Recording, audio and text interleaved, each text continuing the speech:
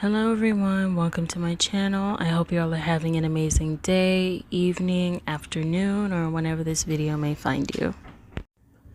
And in today's video, I'll be listing the top 5 things from How to Train Your Dragon's Race to the Edge and what bled into the films, and how this little series has shifted the direction of the entire franchise as a whole. So without further ado, let's get started. Number 1, Hiccup's Sword of Fire. One of Hiccup's many inventions, the sword first appeared in Season 3, Episode 9, starting out with the traditional design using nightmare gel to light it up. The sword then goes through its second transition in Season 6, Episode 8, when Vigo was inspired to make his own with a few changes.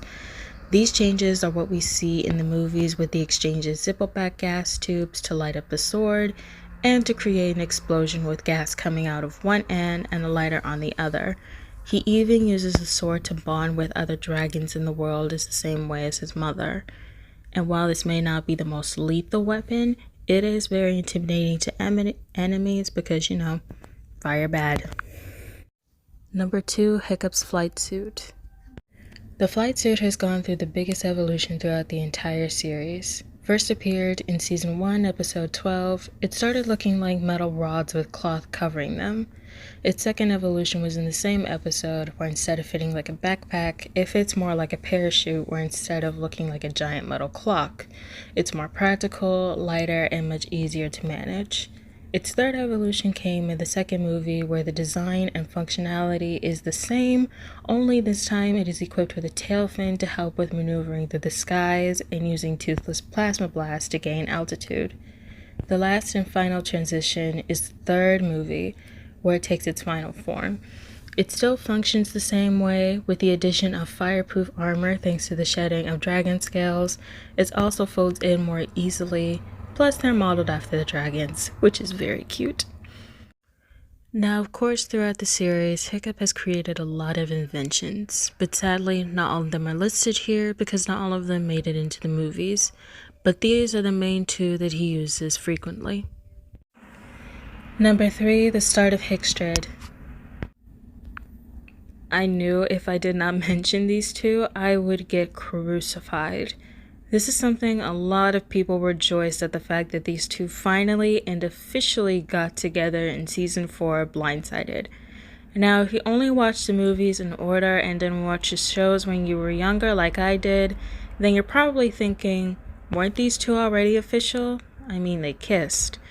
I would agree if it weren't for one thing.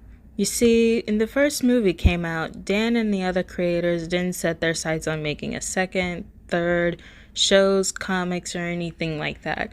They thought it would be a one and done kind of a thing. But when the movie did so well, they basically had to think on their feet. Even though the shorts in the first movie remained consistent with the relationship, Cartoon Network's version remained scattered, at least from the few clips that I've seen on YouTube. But I doubt it as bad as the Nine Realms, but I digress. It took a long journey for these 2 to finally get together, and sadly, I can't discuss every detail of how it happened. There is a video that I highly recommend to watch for your daily dose of chaged, definitely worth an hour of my class time, or even better, you can watch the show and see all the action unfold for yourself. Number 4, New Dragons. While not all the dragons from the show are visibly seen in the movies, they are briefly mentioned in the beginning of the second, where Toothless and Hiccup land on a new island looking for new dragons. And like I said, not all of them are here, but the main 3 that made it to the big screen are Skull Crusher and Grump, Stoic and Gobbler's dragons. And I never thought I would be more excited to see Skull Crusher on screen in my life, and including the most important one of all. Number 5, the end. I mean, what can I say about this segment other than the fact that it's one of my favorite episodes in the entire series, with the reveal of Drago Bloodfist, Hiccup's mom, Volca, and the beginning of a weird love triangle between Snotlout, Fishlegs, and Ruffnut, and lastly, the Alpha, the king of all dragons, or in the show's case, the queen of all dragons. as the egg we see in the show is the same one that we see in the movie, and possibly one of the best battle sequences that I've ever seen. Definitely up there in my top 5.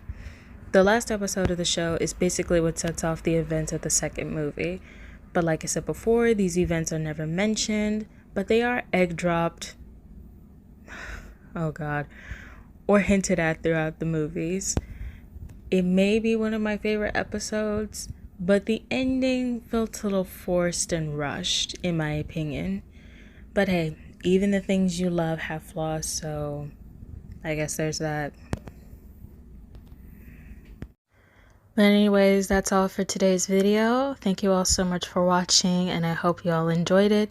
If I miss anything, please let me know in the comments below, and I will see you all in my next video. Bye!